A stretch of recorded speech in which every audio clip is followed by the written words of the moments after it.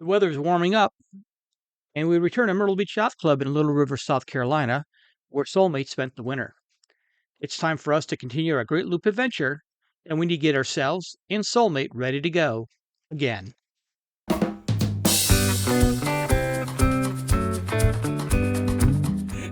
Hi there, I'm Tom. I'm Jen. And we're the crew of Soulmate, a 2005 Main Ship 400, and we're doing America's Great Loop. Okay, we are doing the America's Great Loop. It's a 6,000-mile journey up the Intercoastal Waterway into New York, through the Hudson, up into Canada, through Canada, into the Great Lakes. We get to go through the Chicago River area, down in through the inland river system, come out into Mobile Bay and the Gulf of Mexico, through the Panhandle of Florida, around through the Keys, and back up to where we started to make a complete loop, which is why it's called America's Great Loop. Awesome, Jen. Thanks.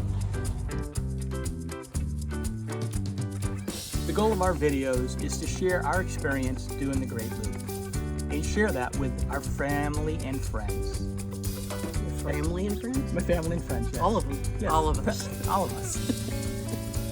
Yes, to share it with family and friends, as many of them have a hard time understanding what is this Great Loop thing that we're doing, and what do you mean you're going to live on a boat for a year traveling around, and how do you get actually from the Atlantic back over to the Gulf of Mexico. So we hope to share this adventure with them and anyone else who has interest in doing the Great Loop. Alright, we're going to try and get these videos out on a regular frequency, but we also don't want to be a slave to videos and make sure we can enjoy this time doing this unbelievable adventure. So I hope you'll be patient with us. We'll try to get them out, but know that we might get behind a little bit, and we'll keep them coming as long as we're out doing the sloop. And as long as you guys keep enjoying watching our videos. Yeah, so. thank you very much for those that are watching. We really appreciate it.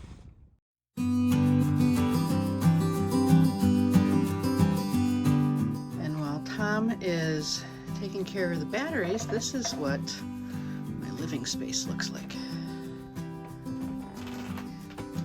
Because, well, we just gotta take everything out. Floors are up, tools are everywhere, everything's on the table. I've got groceries I haven't put away yet. Well, some. But hey, boat life, it's fun. How's it going down there? Yeah? What you doing? Do we have batteries?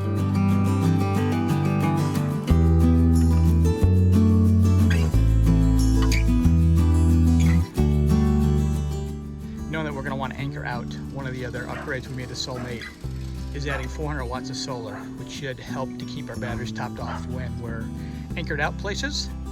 So once again, simple design, just two 200-watt panels, a disconnect switch, and then down into a Victron 100-30 MPP key controller. So very happy with the system so far, and we'll see how it goes over the next several weeks as we're anchoring out. Alright, so here in the heart of the beast, down in our engine room, you can see we've got a couple of new big 8D batteries, so we replaced the house batteries. All the way in the back, you might be able to see it, we have a Victron shunt battery management or monitoring system. And then over on the side is the new Victron solar charge controller that we added for our solar. So very happy with those upgrades, and it should be a good addition to our experience. At least we hope to keep the batteries charged while we're anchored up. To stay connected with the world, we also have taken our Starlink that we had for our camper, and we're using that with the boat as many other loopers do. So we just have it mounted on a railing mount. The wire runs down the fly bridge and then in through the port side window into the salon. So far this is working really great, and hopefully it'll keep us connected through the whole loop.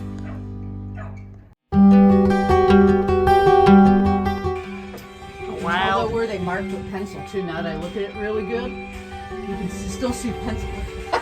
You can still see pencil marks where they marked it. A boat animal in the wild, shedding her skin. Shedding my skin. As we get ready to redo all the decking with new PlasDECK. I'll tell you what, man.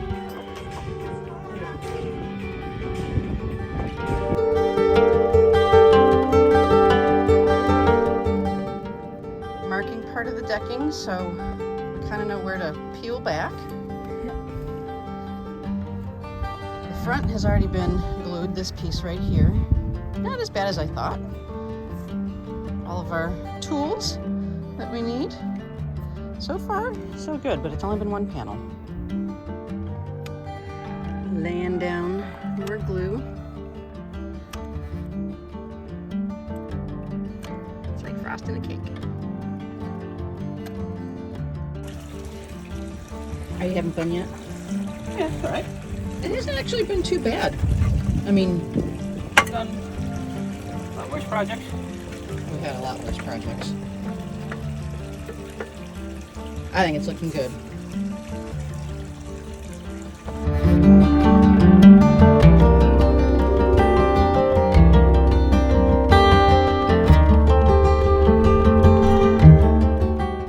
Final part. Finally getting the hatch done. Everything else has been finished. Going all the way up. I'm loving how it looks.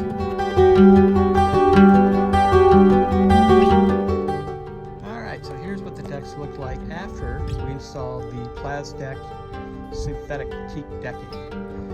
I'll put in some pictures of the before also, so you can see what it looked like, but we think it made a huge difference to the way the decks look. Here, get out of the sun so you can see a little bit better, but the whole perimeter decking front to back.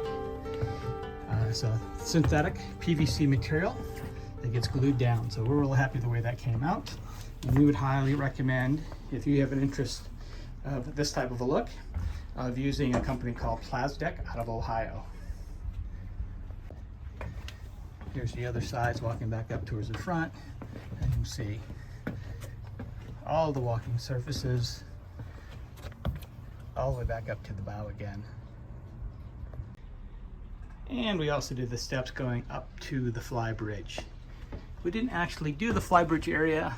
Hindsight, maybe we should have, but once again, we think it looks great.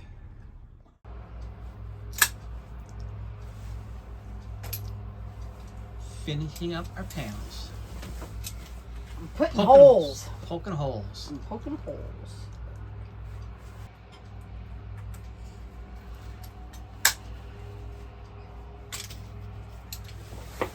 Snap! One Snap done. on. Snap off.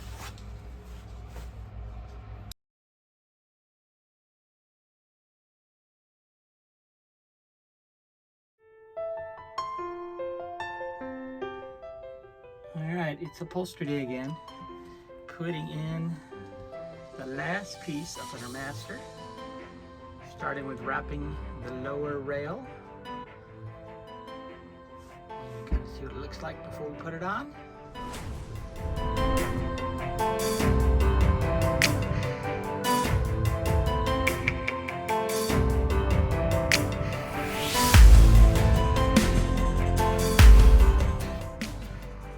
We are finally done with a major project, and one that I and Tom will never do again. We finally finished all the vinyl, did this upper portion. We had already done the lower portions back in September, October, and we are now back to a nice looking bedroom. And I'm super pleased with how it turned out. I just never gonna do it again. Wasn't that difficult, it was just really tedious. But I think it looks good. Okay, I need to show you the shelf that my husband just took hours upon hours upon hours, as he claims, to put in for me. There was no shelf here. As you can see in our bedroom, Tom has shelving.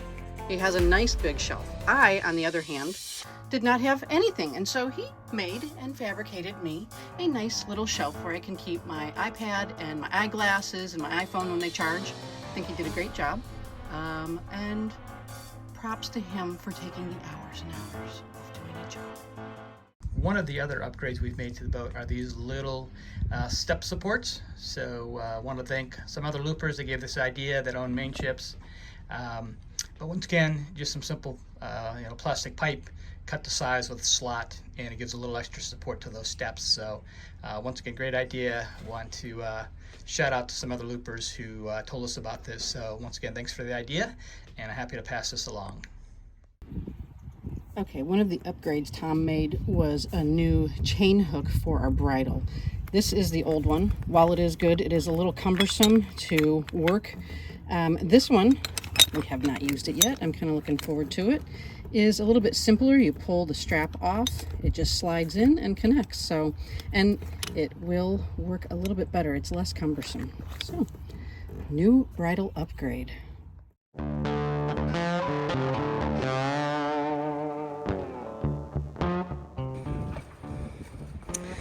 Well, I just got our final provisioning done, and this is what it looks like, because I can't get anything in the house or in the boat to put it away, although I did get a few cold items because, well, that's what that looks like, being I can't get into my refrigerator. Stop my whining? I just want to put my groceries away.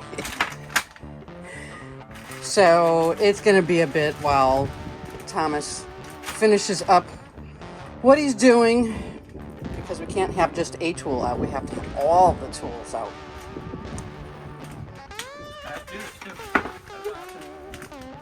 Is it? Yeah. So that's what I'm doing in the meantime, waiting for him to finish up what he's doing so I can get all of this. Oh, and all of that has been taken out, along with our chairs and a shelving unit. But you know, life in a boat. I'm not bitching extra loud, but I really would like to get it put away. All in due time. The way we provision on Soulmate is we usually discuss on a Sunday or when we're getting close to being in a marina what we'd like to have for the week. We're pretty simple. We do pastas, rice, we do grill. Our big provisioning is when we have access to a car or we're very close within walking distance for the heavy items, because I don't want to carry it and Tom doesn't want to carry it. So I have already provisioned here in Myrtle Beach for a lot of the heavier items. And then we, as we're going,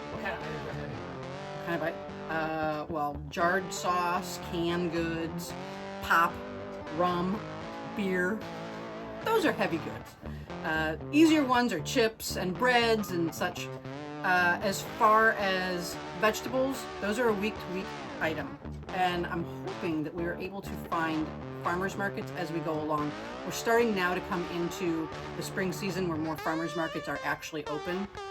Sometimes we have to time them. Sometimes they're the first weekend of every month. Sometimes they're every weekend. It's something that we'll have to look into. But fresh vegetables and meats, those are going to be a weekly purchase as we come in to marinas. And here we have our galley. It's small, but it does the job. Most everyday items that I do have, I keep here. I have my spices and oils and tea bags and such there. And then this one is where I keep some of my canned goods that I actually want to have readily accessible, and our peanut butter, which every boat has peanut butter, I feel. It's a staple.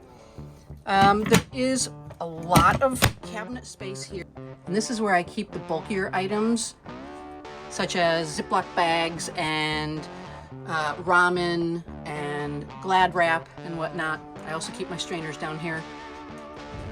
And for my canned goods and jarred food for provisions, I do keep it here underneath the master bed. It's a lot more secure. I can fit a lot more items down here, and I know nothing's going to break. So all of my canned goods, pastas, sauces, extra sheets and blankets are underneath here. It helps keep everything from rattling, and when I need it, I can just come down and grab it. It's easily accessible. I also keep extra provisions here in our spare room.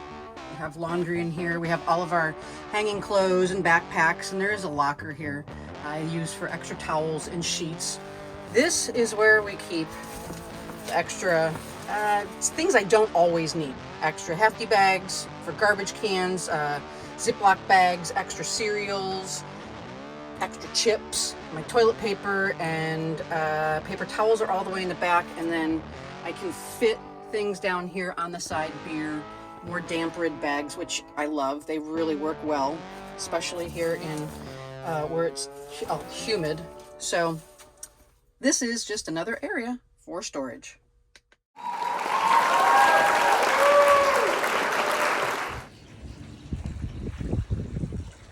Okay, Bridgie's going up finally. Maybe.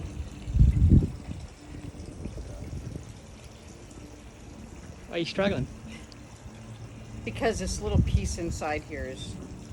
No, it just go straight in. Push it in. Push down to the button. Until it pops back out. All the way until it pops out. It ain't popping out. Well, it's not in then. Pump it up a little bit. Go.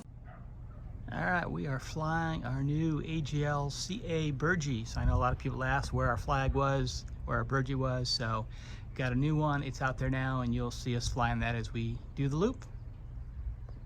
Can you get that far enough to see it? Okay, so these were on the best of 2009 Food Network of being the best wings. But that was 2009, so that's a fair few years ago. Still good. It's fine. It's going to be good. It'll be good. Okay, these are like 3 Mile Island wings. These things are so... They're massive. That's like 2 normal chicken wings. What's that? Oh, that's what they are. Tom said they're pelican wings. It's a distinct possibility. Famous Captain Archie's, Cherry Creek.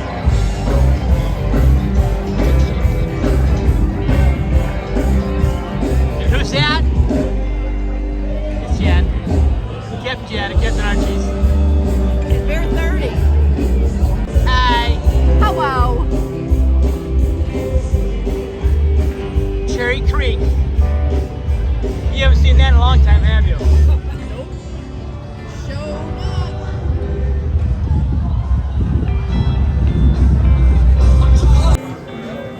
Alright, we got the mess burger that we've split in half. We had started out with the snake bites or the rattlesnake bites, which were very, very good.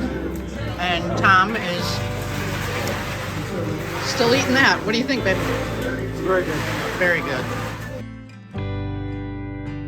People at Myrtle Beach Yacht Club here know how to throw a good dock party.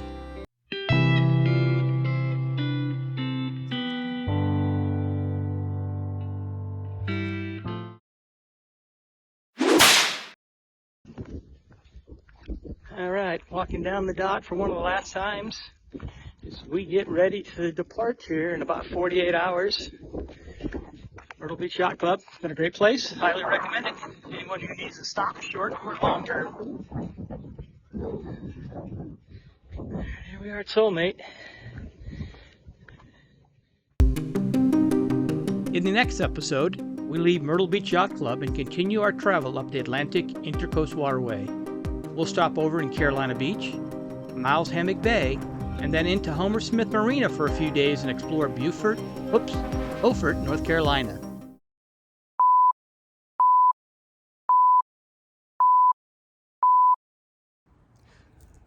We're doing America's Great Loop. It is a 6,000 roughly. Water mile. We're doing the Great Loop. It's roughly a 6,000 mile journey through. Stop. We are doing America's Great Loop. It's roughly a 6,000 mile journey up the intracoastal waterways through Canada. We're doing America's Great Loop. Stop it. Okay, I'm better now. Okay. We're doing America's Great Loop. We're doing America's Great Loop. It's a 6,000 mile journey up the intracoastal waterways through Canada into the Great Lakes, down the river system, doing the Great Loop, going up the intracoastal waterways, through the Hudson in New York, into Canada, the Great Lakes, down the inland river systems, down to the Gulf of Mexico, down to the Gulf of Mexico? Yeah, the Gulf of Mexico. Gulf of Mexico. Yep.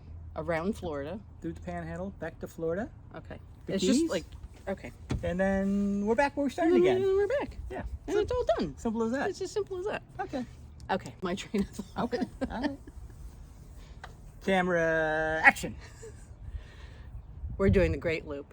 It's a 6,000 mile journey up the intracoastal waterways through the New York.